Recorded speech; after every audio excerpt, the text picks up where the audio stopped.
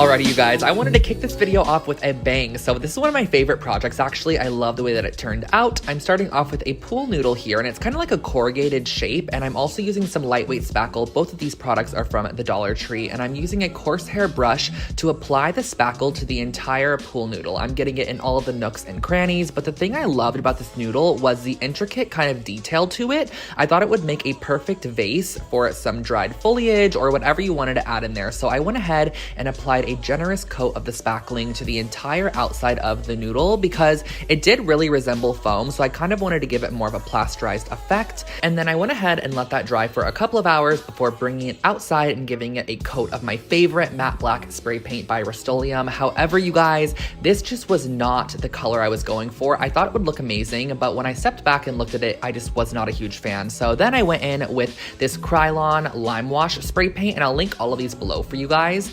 I went ahead and I sprayed it fully with the Lime Wash stone finish, which I thought would give it kind of a pillar vibe, like a ancient Roman pillar aesthetic, but like in your home. However, that was not the case either. So I just didn't really like the color inside. I tried styling it a little bit, so I brought it back in. I mixed a little bit of white paint with a tiny bit of tan to give it like a very, very light tone. And then I painted over the top of this, but I did really love how sandy the finish was from that limestone paint. So I guess it did work out in the end. I just gave it a full, generous coating of this white acrylic paint over the top of all of it, and that finished off our faux stoneware base.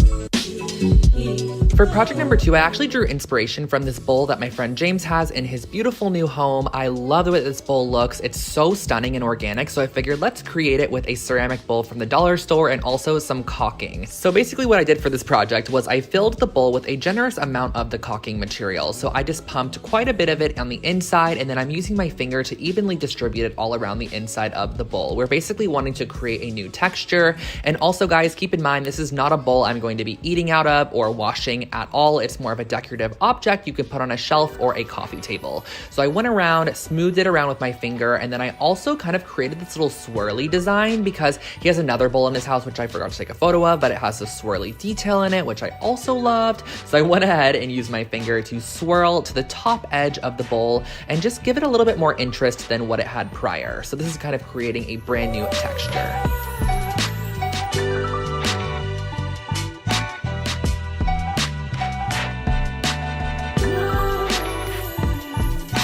Once the bowl was fully dry, I grabbed a couple of different paints here. I started off with a dark gray black tone, and I kind of just painted it on the interior of the bowl and adding a little bit of a rust color as well, just to kind of almost give it like a rusty look. And next what I did was I mixed some white paint with a little bit of tan paint as well, similar to the first project, mixed that up. And I'm also going to be adding in baking soda. Now, my friend McKenna recently did this on her channel. I will link her video below, and I loved what she came up with. So I was like, I want to create a textured paint as well, and I went ahead and painted over the top of the first coat of color that we added. The key to creating like a distressed style bowl is to add tons and tons of layers of paint to achieve a nice kind of distressed look. So as you can see here, I'm going back with my finger and applying more. Now, the baking soda and paint mixture is really nice because it gives it a sandy ceramic finish, which I love. So here you can see I'm adding like a little bit of a watercolor effect to it just to kind of give a wash of gray. I wish I did have brown paint. I was fully out of brown. I think that would have been a little bit more of a nice antique finish. However, I went back, added another coat of the white ceramic paint that I created with the baking soda, and honestly just layered it up over and over. And then as you can see, the outside of the bowl as well, I painted that with the ceramic finish paint. And adding baking soda to your paint when you paint ceramic objects like this is such an easy way to achieve a similar finish. And it's really easy and effortless. Just let it dry overnight and you're good to go.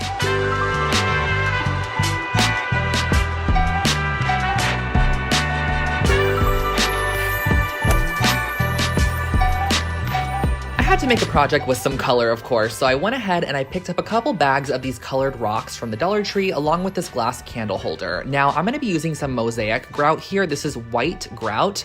However, if you do not have this, which I know a lot of people probably don't have this, you can also use the spackling. However, I've been wanting to use this for a long time. I've had it in my stash for quite a while, so I figured why not go ahead and use the rest of it up. So I went ahead, I smeared a generous layer onto the top of the candle holder, and I'm going to be sprinkling on top the rock box in just kind of like a random formation. I got this light aqua color and then this really pretty sky blue. This pale pink color I wish was a little bit more vibrant, however, it worked great, and I also added some white and then just a contrasting black as well. Now the key here is to kind of make it look a little bit like terrazzo, so I pressed it into the grout, or you can press it into the caulking, whatever you have. Just make sure to press it down, that way it has a nice smooth finish, and you're gonna let this dry for a couple of hours, and then once it is fully dry, I added a coat of resin. Now, I wasn't gonna do this initially, however, I used resin on a project you're gonna see a little bit later in the video, so I figured why not pour the excess over the top to give it a nice finish. I heated it up with my heat tool to pop any air bubbles, and that was really all. Just let it cure overnight, and that's your new trinket tray.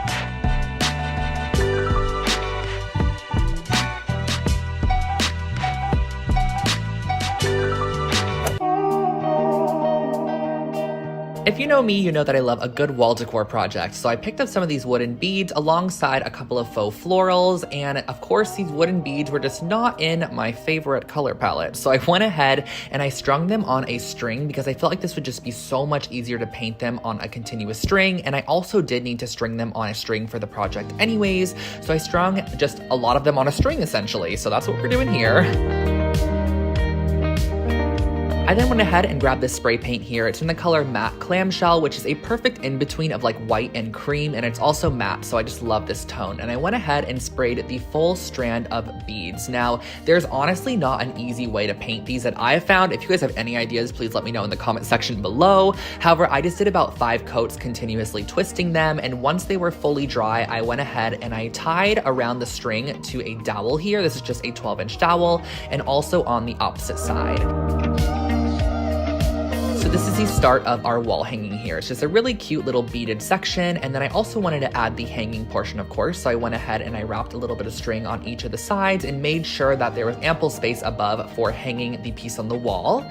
And I grabbed a couple of these sprigs of eucalyptus, which I used from a past dollar store project, and I had them in a drawer, so I pulled them out, glued them down to the top of the dowel, and the dowel here is just honestly going to be the supporting element that's going to support all of our florals. So I went ahead and I added a couple of those little sprigs of, I don't even know what this is, like a little bit of grass or something. And then I went in lastly with a little bit of decorative nautical rope, also from the Dollar Tree, and just wrapped it around the middle section because I felt like it just needed something there. It just wasn't fully finished. I glued off the tails on the back end, just let that cure for a couple of minutes, cut off your excess rope, and hang it on the wall. You're good to go.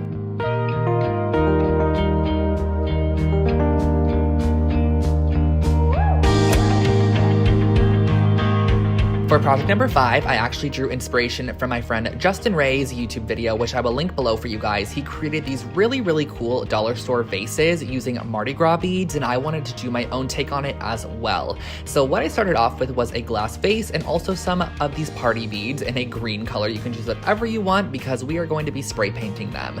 Now I'm going to be using my Gorilla Hot Glue sticks, which are great for glass, and I'm going to be gluing the bead strand around the bottom half of this vase. Now the great thing about this as well is this is like a perfect technique to add texture to really anything. So not only can you do this on vases, you could do it on planters, you could do it on a tray, whatever you want to add like this really fun kind of bumpy rigid texture to, you could do it with these Mardi Gras beads, and they're really affordable, so it's a great way to add texture.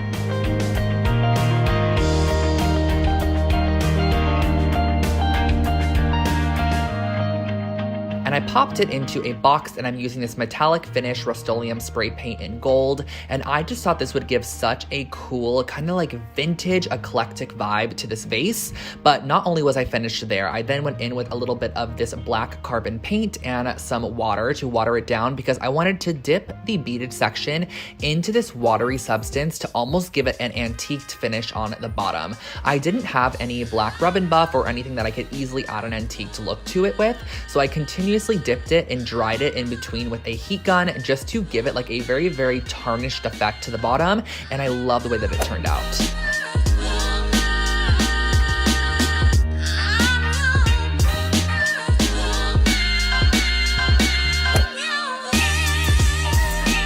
A project that I get sent to me all the time that you guys recreate is a dollar store frame. So I figured let's go ahead and create another fun little dollar store frame. So I picked up a couple of the fall florals and I pulled them off of the stems because we are going to be giving these a nice coat of gold spray paint. This project is inspired by an anthropology frame set, which I also created an identical version of on my channel a while back. So just pull off all of the flowers that you want to use for your frame. I just pulled off extra so I had them, and then I placed them inside of a box here. This is my spray paint box. As you can see, it's been well loved. And I went ahead and used the same gold spray paint from the last project. Now, because these flowers are super lightweight, they are gonna fly around, but do not worry because you're not gonna need to get them fully coated in this stage. I just like to do this so I have a general idea of what they're gonna look like on the frame.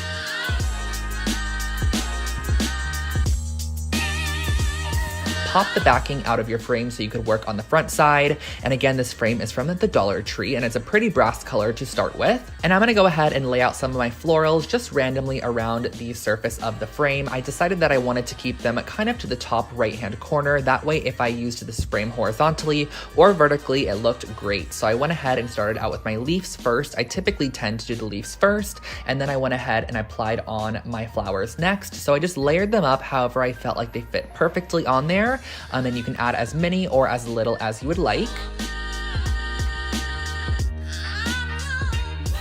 To the center of the flowers, I also plopped in a little bead here just because I had these on hand and I thought they would add a cute little element to the center of all of the flowers. And then you're gonna pop this back into your box and really give a generous coat of spray paint to the top of all of those florals. Let it dry and style it on a nightstand or a shelf.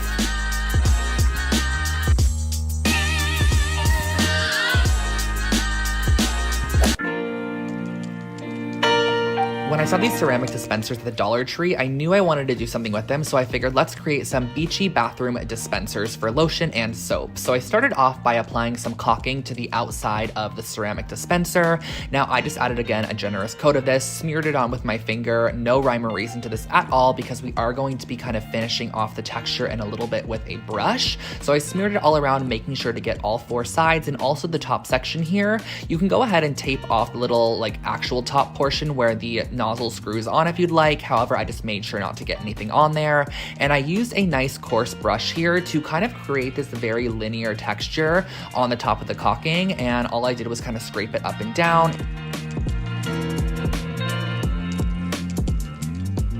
Now the next step is going to be applying sand. So I used this sand also from the Dollar Tree and I kind of poured it on the bottom third of the dispenser while the caulking was still wet. That way it had something to stick to, and I kind of tapped it around the bottom as well to make sure it was fully encapsulated across the bottom of the piece.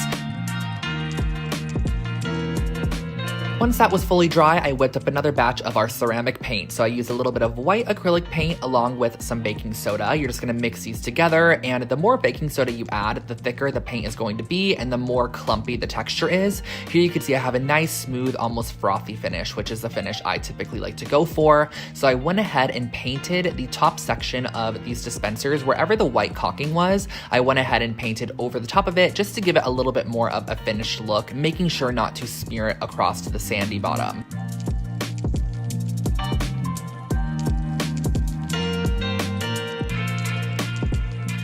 Once we had that painted on, I grabbed some resin here. I've had this in my stash forever. I bought the big bottles. You're going to mix equal parts of the resin with equal parts of the hardener and stir it for a couple of minutes just to set that up and start activating the process. So I went ahead, I stirred that up, and I'm going to be using a paintbrush to apply a nice, generous amount of this to the bottom third and kind of overlapping on top of our white section that we painted as well, because I wanted it to have a glossy sheen, but I also wanted it to encapsulate all of that sand on the bottom half. So as you can see here, I hope you can kind of see how far up I brought the actual glossy resin. So I brought it up a little bit over the top of the sand. That way the white section had some gloss to it, and just let it sit and cure overnight. And once you're done, you have these fun little dispensers.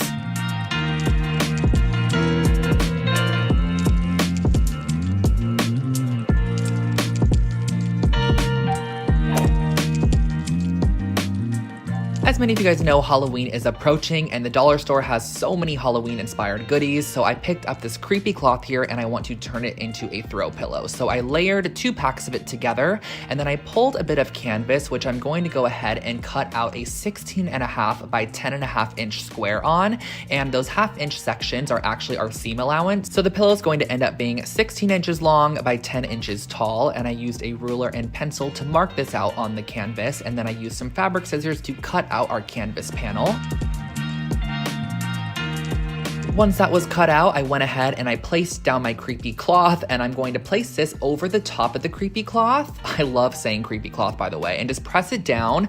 Now, what I'm gonna do next is use some sewing pins just to secure this together because there are so many layers of that cloth material. I wanna make sure that it stays pinned to the backing layer and nothing gets snagged in the sewing machine when I go to sew it. So I pinned all the way around the exterior, I popped it in my sewing machine and did a simple stitch all the way around the outside of the pillow, leaving about a 4-inch gap at the end. That way we can invert it inside out.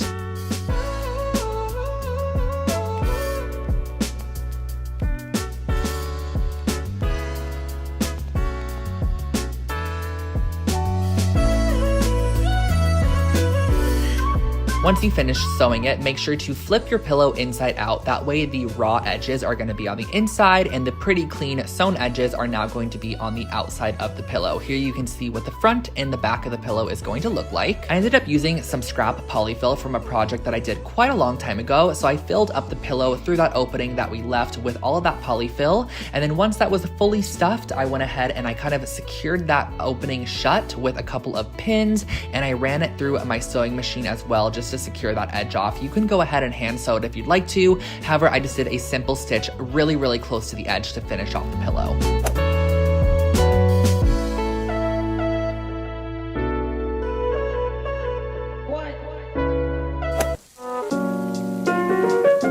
Project number 9 is a good one. I found these little wood planks at the Dollar Tree and I went ahead and I bought 2 packs of them, so I had 12 of them. And I started off by adhering 3 of the planks together. So these are just square pieces of wood. They're about 4.5 by 4.5 inches. So they're perfect size to be coasters. However, they're pretty thin. So I went ahead and I used this Quick Hold E6000 and I glued 3 of them on top of each other. As you can see here, I'm pressing them together, and make sure to just wipe away any glue that might seep out of the edges, but you're going to be doing this for however many coasters you want. I did a set of 4 with 2 packs of the wood planks.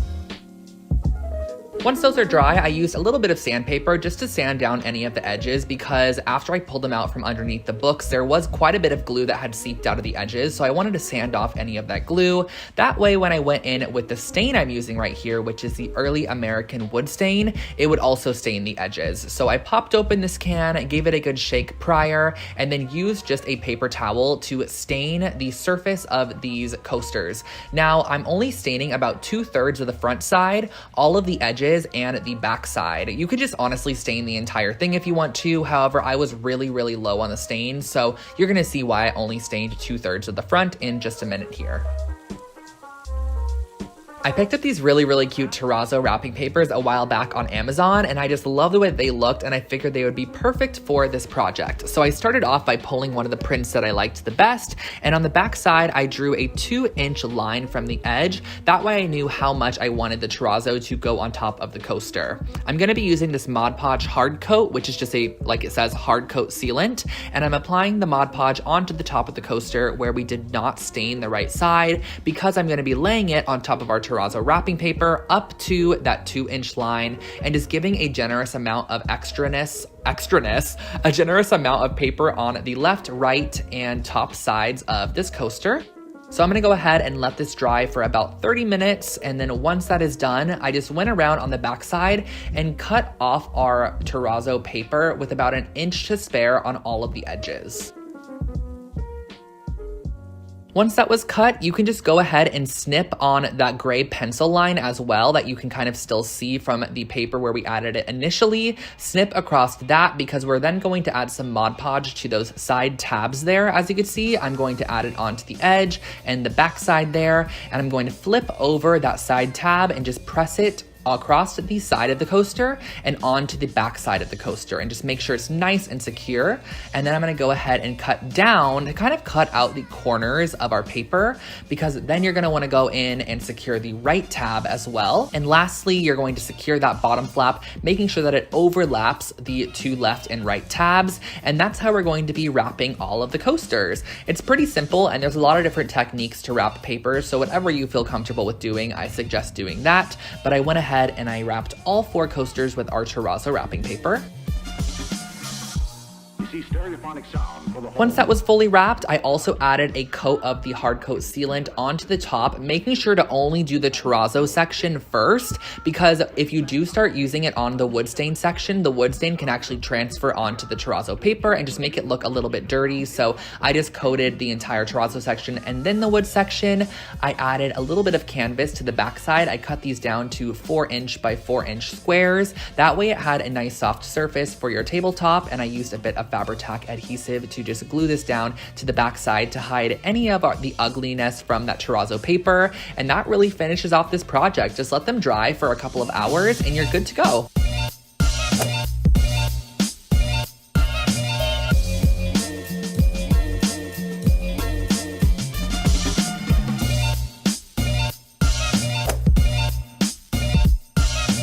And you guys have made it to project number 10. We are starting out this project by filling up a pan with some water, putting it on the heat, and we are going to be melting down these pumpkin marshmallow candles. I got 2 of them from the 99-cent store. They literally look like Bath & Body Works candles, but they are not.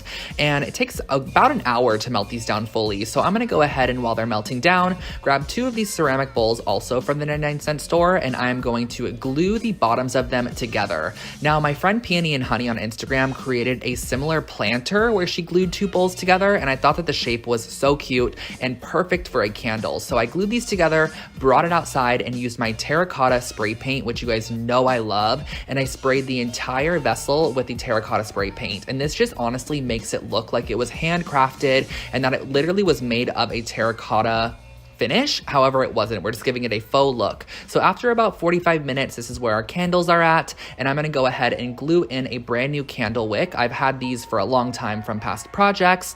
I wrapped it around a dowel as well, just to make sure that the candle wick would stay centered while I pour the wax in. So pour the wax in very, very carefully. If you have any spillage, do not worry. You can easily wipe it away before it dries. So I poured in 1 full candle, and there was still a little bit of excess at the top. I was actually surprised that 1 full candle filled it that much. So I just filled it all the way up, let it sit for about an hour, and that is your new candle. It's so, so cute.